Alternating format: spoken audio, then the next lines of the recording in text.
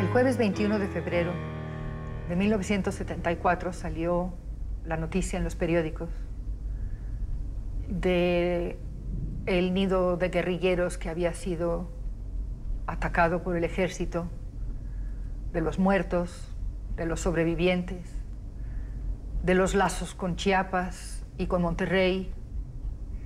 Y entre los nombres de los muertos apareció el nombre de mi hermana, completo. Denis Prieto Stock, muerta. Todos sabíamos cuándo se iba a ir. La fecha y la hora. No sé cuándo lo supimos, pero tiempo antes. Cuando ella lo supo, lo supimos nosotros.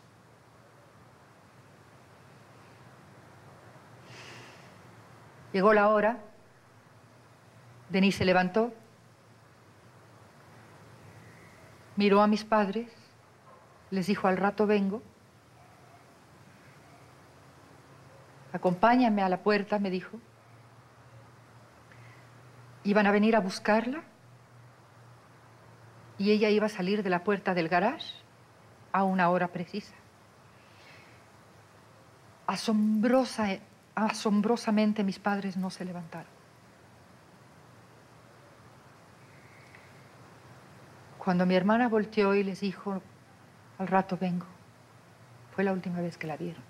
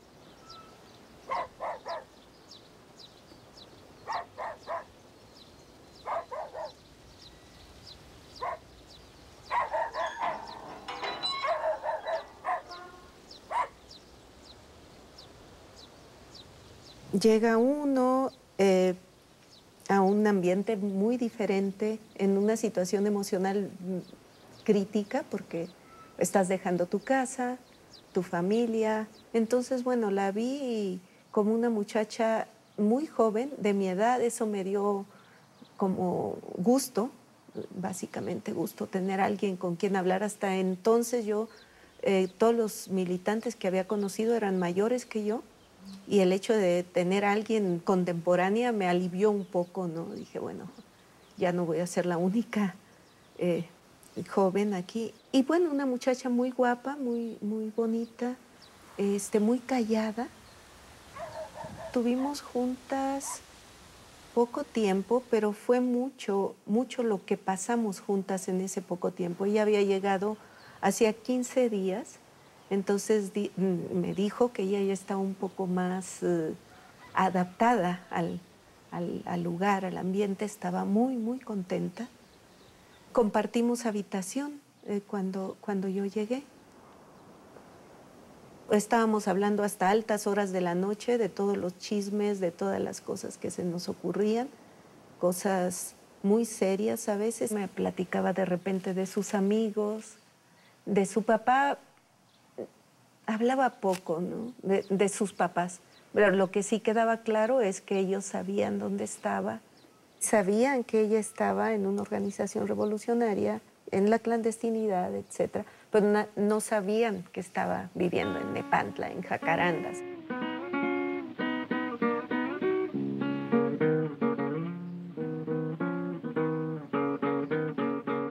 Nació Denis en el Sanatorio Francés de la Ciudad de México el 8 de septiembre de 1954. Se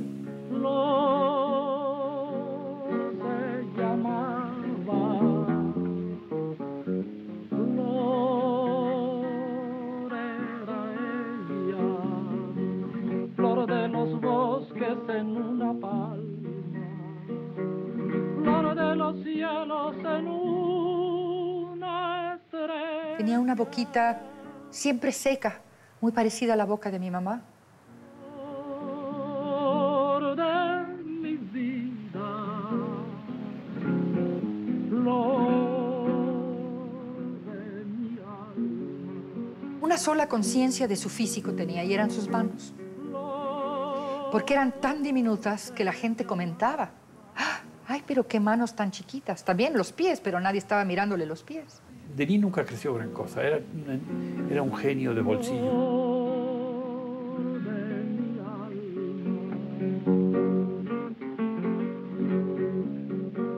Murió de pronto mi flor querida, erré el sendero, perdí la calma. Éramos nuestro mundo. El muégano éramos nuestro mundo.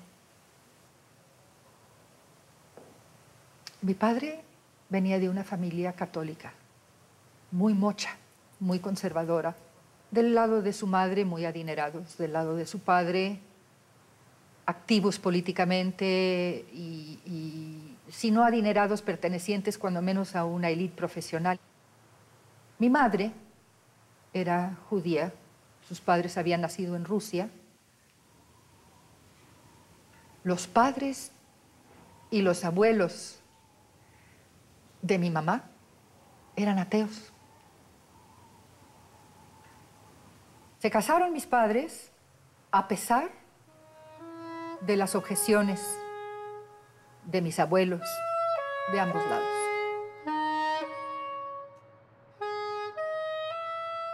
Se casan en un registro civil en Nueva York con un par de testigos y un par de primos.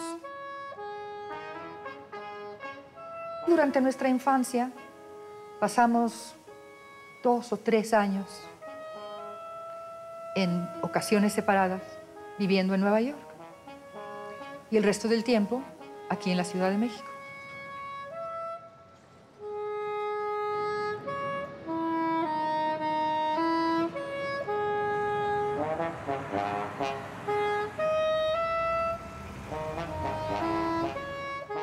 Yo de haber conocido a Denis y a Yari, por supuesto, allá por los 50. Carlos había dado un cambio y era un hombre totalmente de izquierda cuando yo volví a tratar a Carlos, mi primo.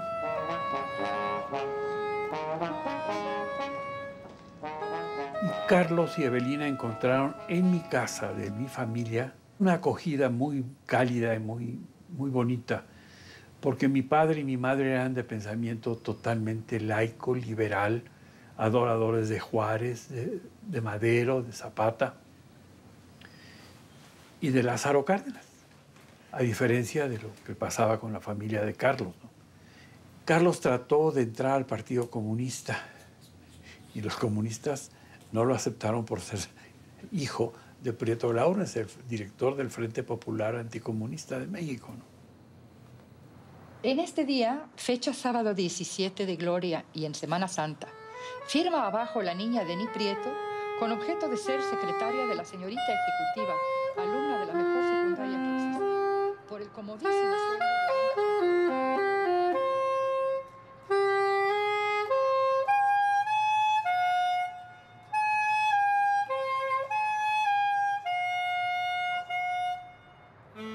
Tengo muchos pedacitos de papel entre Denis y yo. Hacíamos muchos contratos. Cuando es en inglés es en Nueva York. Querida Ayani, tengo un plan para que se arrepienta mi mamá de cómo se portó. Podríamos de alguna manera conseguir nuestros abrigos y salirnos por la puerta de atrás. Una de las características de nuestros juegos es que yo siempre era la rica, o la jefa, o la maestra. Y Denis siempre era la pobre, o la secretaria, o la alumna. Las dos estábamos comodísimas en esos papeles. Yo la mandaba y ella se rebelaba.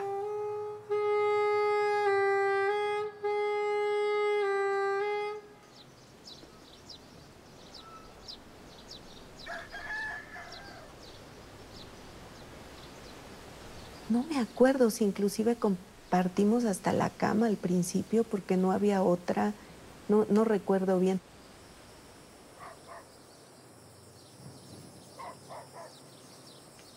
Había otra compañera en la casa, Carmita, era su nombre real, Sol le decíamos nosotros, que ella era chiapaneca. A Denis y a mí nos acogió con tanto gusto, con tanto afecto. Siempre estaba tratando de ayudarnos a resolver pequeñas cosas, desde, no sé, las toallas sanitarias hasta, bueno, lo que sea, cómo lavarte el pelo para que te quede más suavecito. Ya ves que de repente no había champú y entonces había que lavarse con detergente o vete a saber con qué, ¿no? Denis y yo teníamos una relación menos profunda, pero muy afectuosa con los demás. Ella era como la hermana, la hermanita de Gabriel, Anselmo se llamaba, que era un profesor como de 23 años.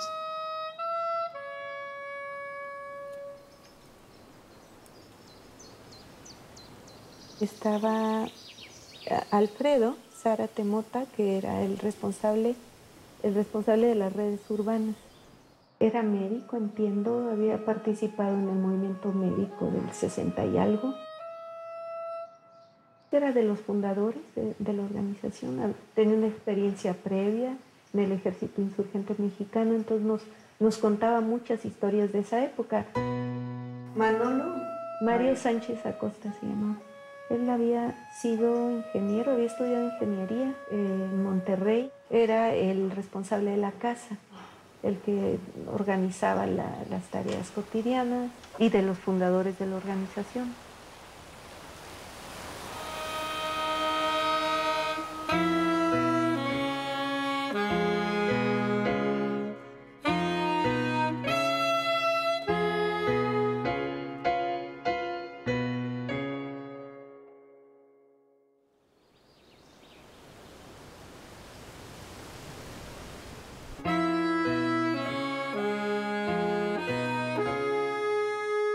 Era una casa que se usaba como una especie de lugar de reunión para los responsables urbanos de las redes y para que se entrevistaran con el responsable de ellos, y la estaban usando como una especie de escuela para los nuevos. Por eso llegamos ahí tanto Gabriel como Denis y yo.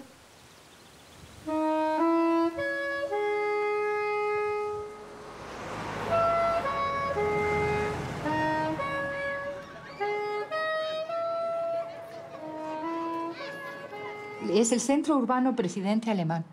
Aquí está Denisita.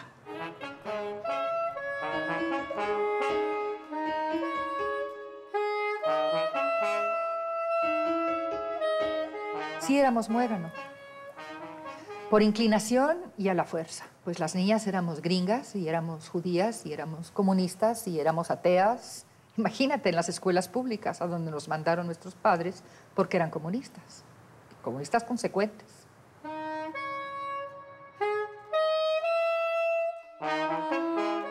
La secundaria era de puras mujeres. La directora podía tenernos media hora en el patio si no se oía absolutamente un solo paso ¿Te acuerdas cuando se marcaba el paso?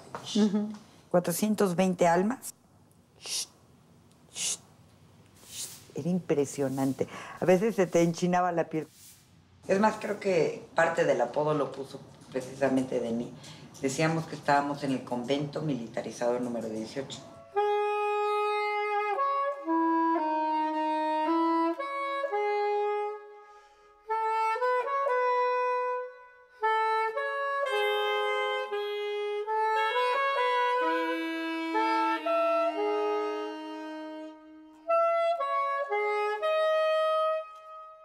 Carol, cuando dentro de 25 años encuentres este cuaderno entre tus viejos libros, espero que logres recordarnos a todas y cada una de las que en este libro han puesto su firma. Te estime y recordarás siempre, Denis. Cuando empezaron las cuestiones del 68, me propuso que hiciéramos unas cintas engomadas para ponerle a los autos. Y era un acrónimo, el de Echeverría. Decía libertad a estudiantes apresados. Entonces, pues era LEA.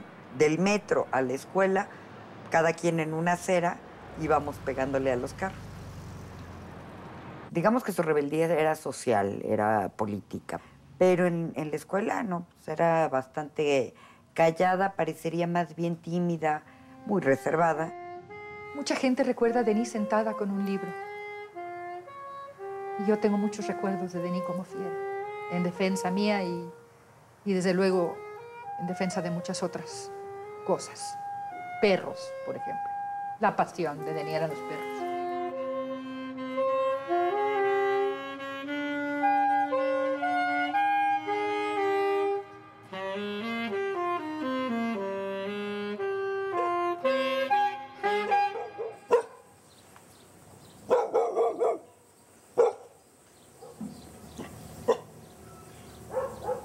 Era horrible porque había que matar un pollo y ella no podía matar pollo.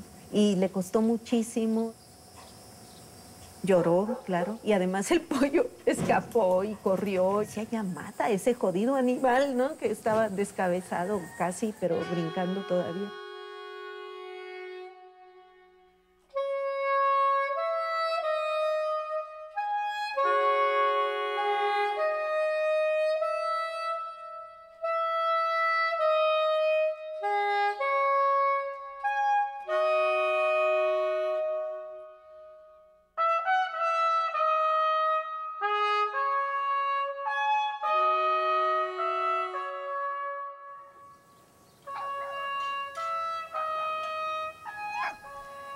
Ahí se trabajaba en el sentido de esforzarse porque la comida no fuera tan aburrida, tan mala, aunque no sabíamos cocinar, como un gesto de afecto hacia los compañeros, ¿no?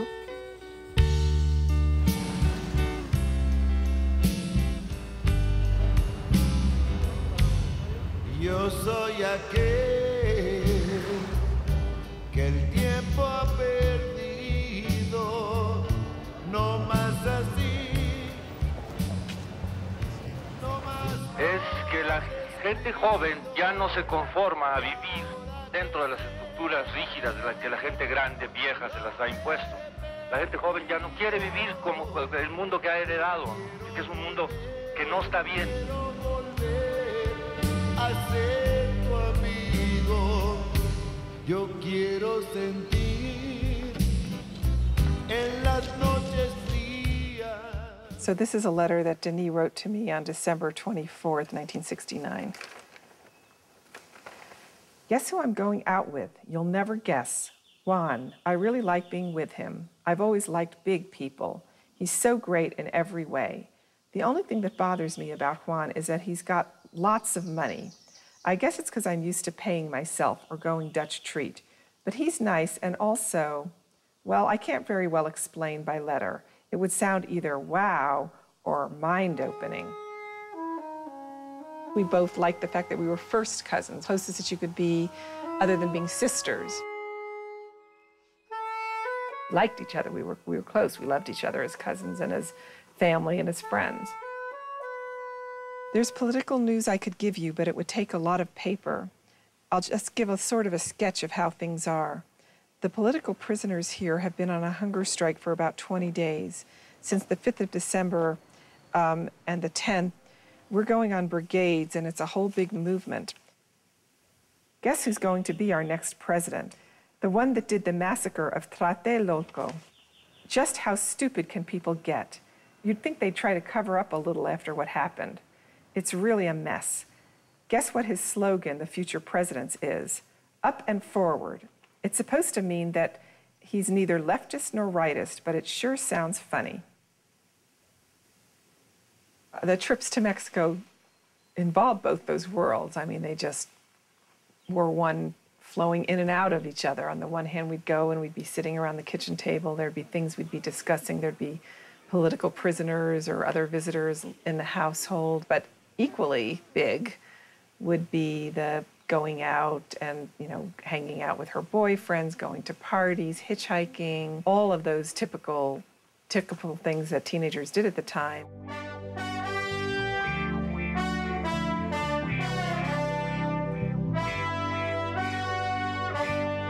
Yo la conocí en 69 en un rancho en Querétaro. Estábamos bien chavitos.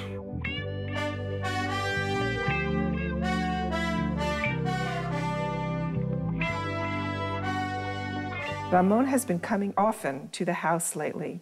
Once when we were playing chess in the garden, and as I took one of his pieces, he put his hand on mine and pressed it, and he looked like he was going to kiss me when Ayari came out. Shit. Échale de Denis, pues, la primera impresión.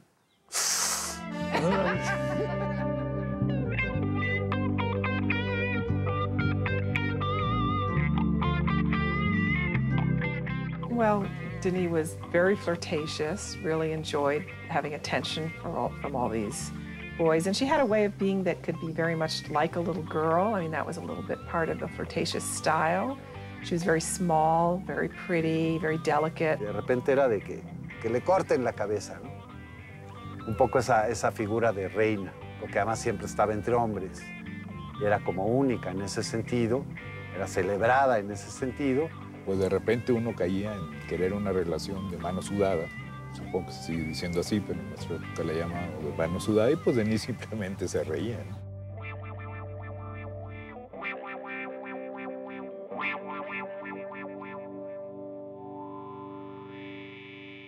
September 23rd, 1970. You know, Laura, I've just realized how bourgeois I'm getting. I live off my ego. I don't know how to explain it. My revolutionary ardor is being replaced by the kicks I get out of going to a party and being admired by many boys. Oh, Laura, it's horrid. I've had a sort of hazy feeling as though I'm really sick inside. It's like a deep disappointment, but like I'm too lazy to do anything about it. It's so hard to explain. Let me try to put my thoughts in order. First, I started thinking why the hell I'm studying if in the end I'll probably leave everything and go to the mountains and fight guerrillas and probably get killed in the process.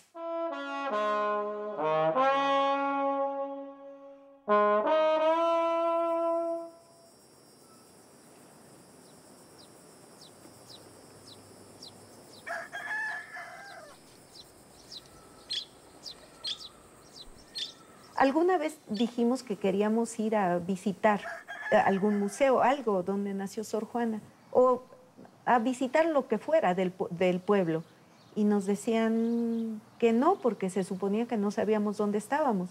Y entonces empezábamos a recitar las redondillas de Sor Juana para que quedara en evidencia que estábamos muy claras de dónde estábamos. Porque algún señor vendiendo tomates o invitando a algo